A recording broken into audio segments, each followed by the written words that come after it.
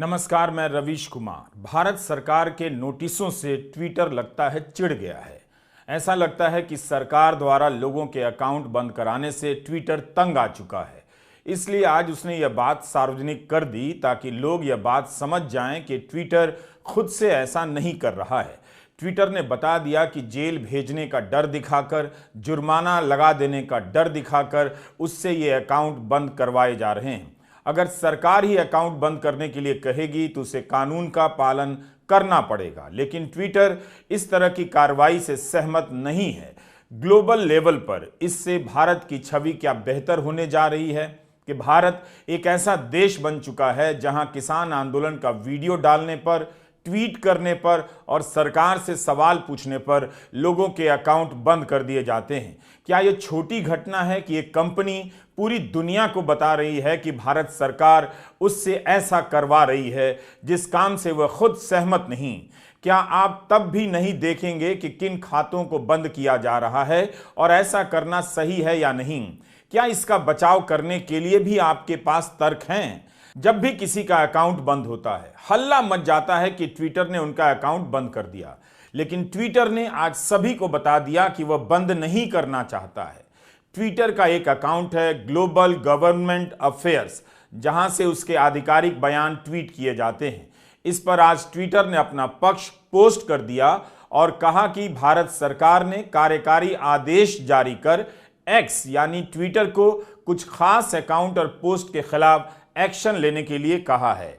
अगर ऐसा नहीं किया गया तो जेल हो सकती है और भारी जुर्माना लग सकता है। इन आदेशों का पालन करते हुए हमने इन अकाउंट और पोस्ट पर रोक लगा दी है, वह भी केवल भारत में।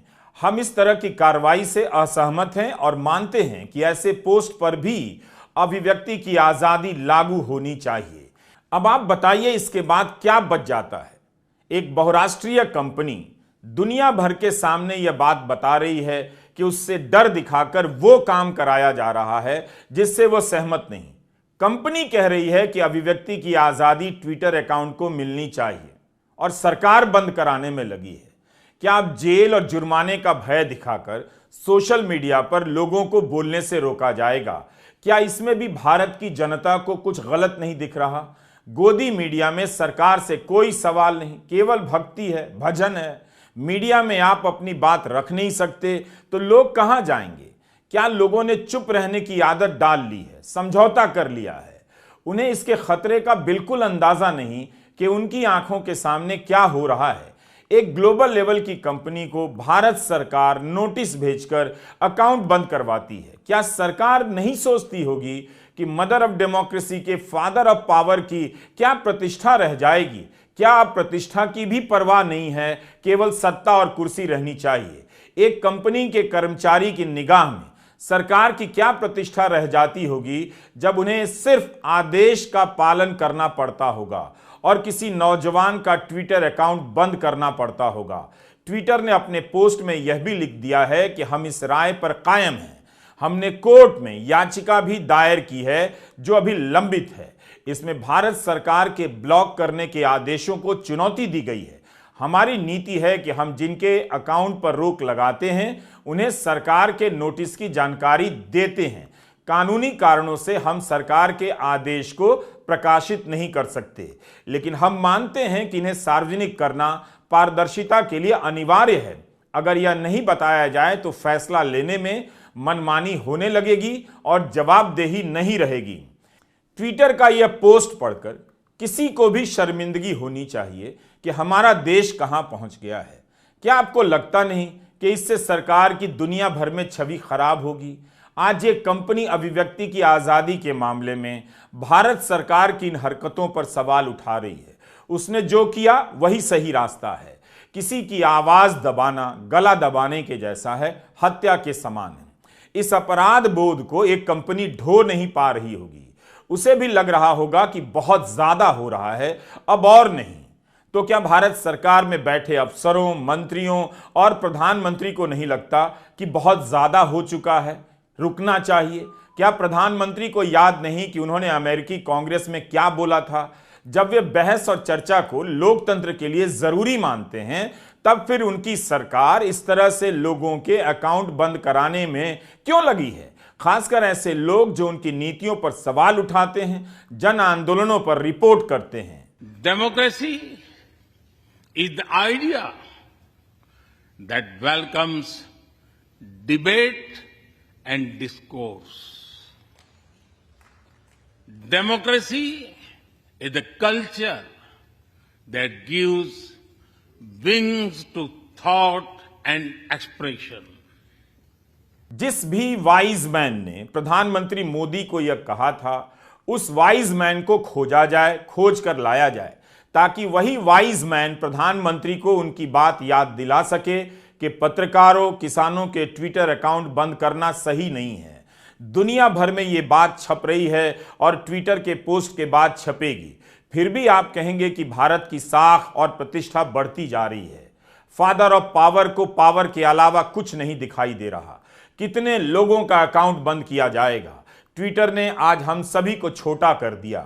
एक कंपनी कह रही है कि यह बहुत ज्यादा है और हम हैं कि अपनी चुप्पी में इन गलतियों को समेटकर सनातनी गौरव खोज रहे हैं।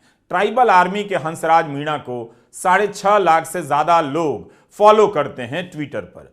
वे लगातार जनजातीय समाज के मुद्दों को उठाते रहे हैं, राजनीति और लोकतंत्र के जरूरी मुद्दों पर बोलते रहे हैं, लेकिन उनके खाते को बंद कर दिया गया। हंसराज मीणा के पक्ष में प्रकाश आंबेडकर ने भी ट्वीट किया है और हंसराज के खाते को बहाल करने की मांग की है। ट्विटर पर ट्रेंड भी कराया गया, मगर कुछ सफलता नहीं मिली। इसी तरह पिछले 10 दिनों में एक के बाद एक ट्विटर अकाउंट बंद किए गए हैं, विथहेल्ड किया गया है, रोका गया है।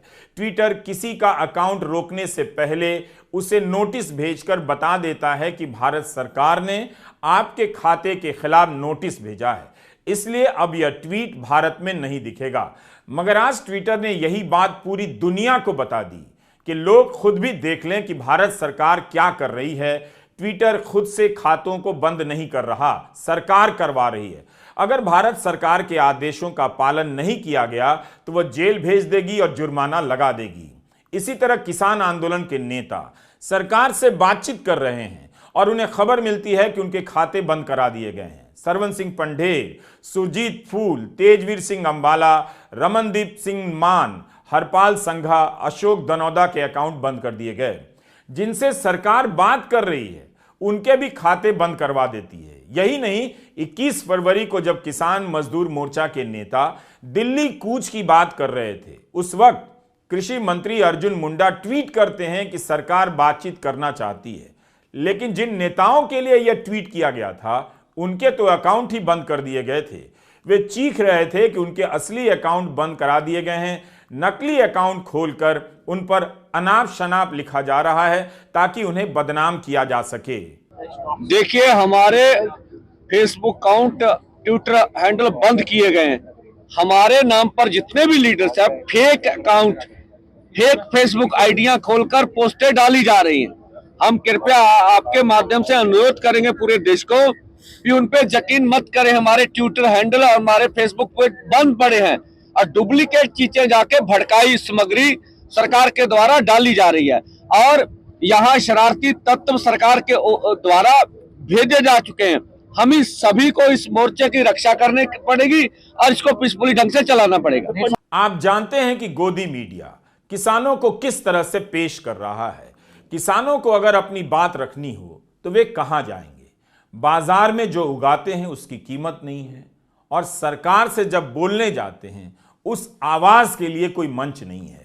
मीडिया रिपोर्ट है कि किसान आंदोलन के दौरान 177 अकाउंट बंद किए गए हैं।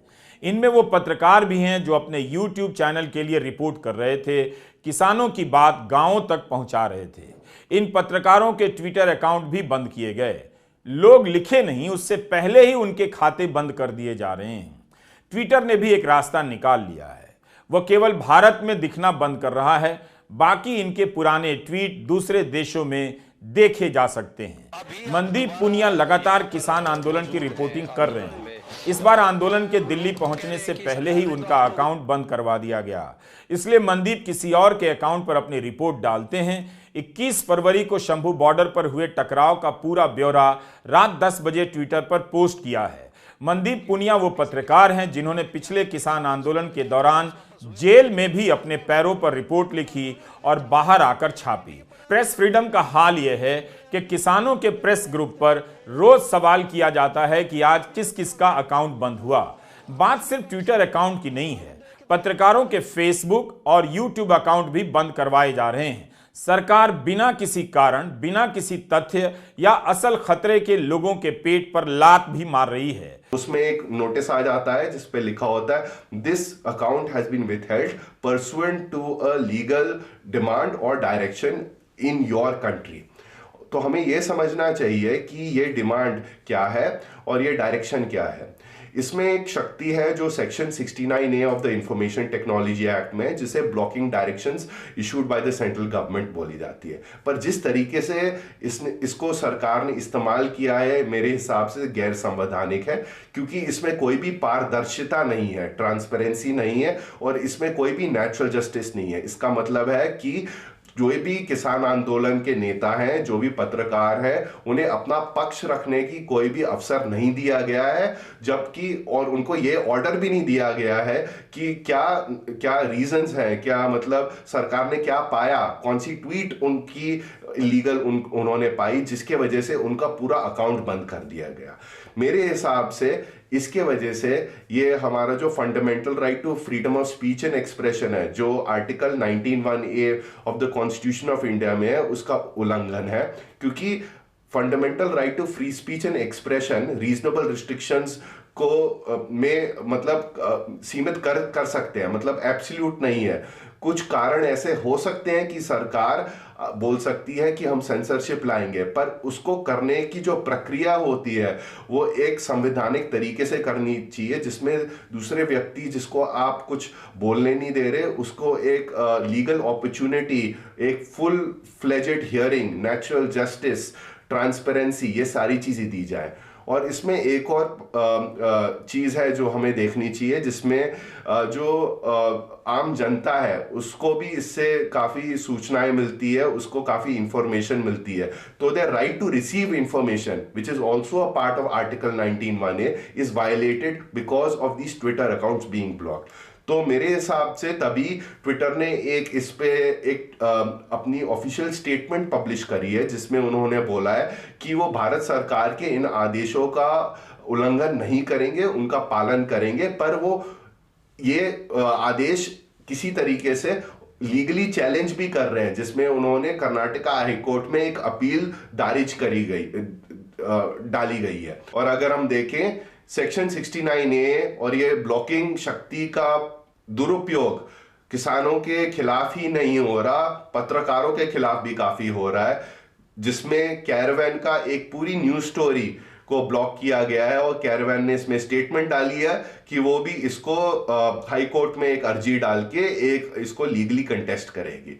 2017 में प्रधानमंत्री मोदी ने कहा था, मुक्त और जीवंत प्रेस लोकतंत्र के लिए बहुत जरूरी है। बाकायदा उन्होंने ट्वीट किया था। आप देखिए भी कि आज के दौर में सोशल मीडिया बातचीत और सूचनाओं के आदान प्रदान का सक्रिय माध्यम बनकर उभरा है। इसके कारण प्रेस की आजादी में और जान आई है।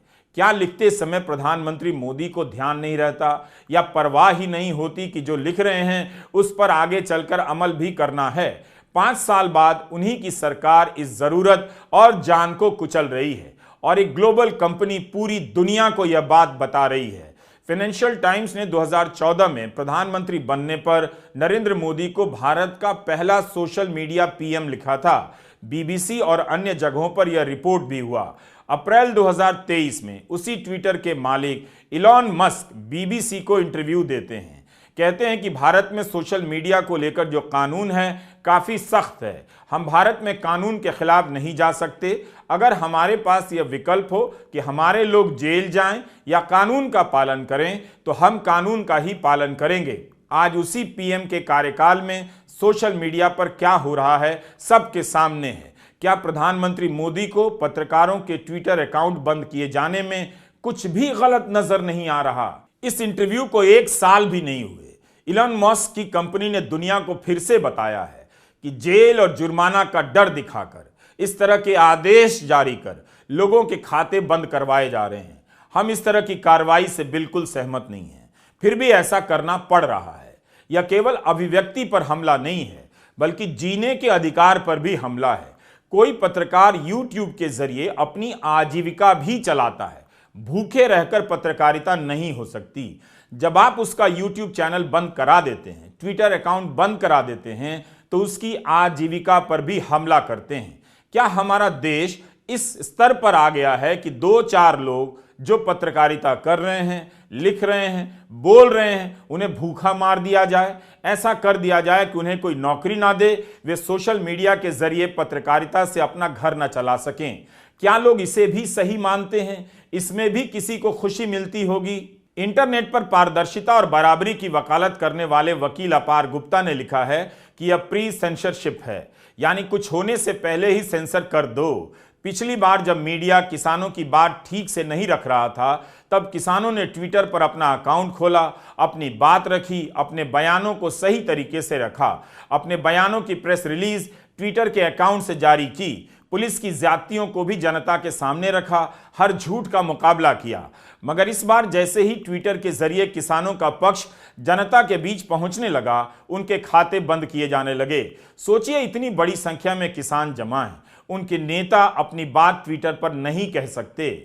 मंत्री महोदय पीयूष गोयल जी ऊपर कहे मैं बात करूंगा, पर कुछ लगा नहीं, उसके बाद कुछ हुआ। देखिए, वहां मीटिंग में बैठे बैठे हमारे ट्विटर हैंडल बंद होगी। हम वार्ता कर रहे हैं, फिर भी हमारे ट्विटर हैंडल, फिर भी हमने कहा हम दरवाजा बातचीत का खुला रखेंगे। हम आज भी कहते हैं सरकार कोई भी अनाउंसमेंट कर सकती है। अजय लगता उन्हें भी हम कुछ देना चाहते हैं तो वो दे दें, लेकिन सरकार जो कुछ कह रही है वो सिर्फ हमारे आंदोलन का टाइम पास करना चाहती है, जो हमने देखा। ट्विटर के लिए भारत अमेरिका और जापान के बाद सबसे बड़ा बाजार है। किसान आंदोलन के पहले चरण में भी अनेक अकाउंट बंद किए गए थे। कैरमा पत्रिका का भी अकाउंट बंद हुआ था। उस समय सरकार ने कई अकाउंट को खालिस्तान समर्थक और पाकिस्तान से चलने वाला बताया था। ट्विटर ने तब भी सरकार की सारी बात मानी थी।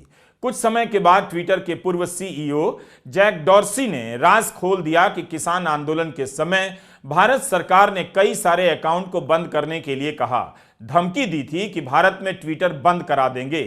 जब इलॉन मस्क से इस बारे में पूछा गया तो उन्होंने कहा कि हम पूरी धरती पर अमेरिका लागू नहीं कर सकते, ट्विटर के पास कोई विकल्प नहीं, उसे स्थानीय सरकार की बात माननी पड़ेगी, अगर हम पालन नहीं करेंगे तो वे बंद कर देंगे।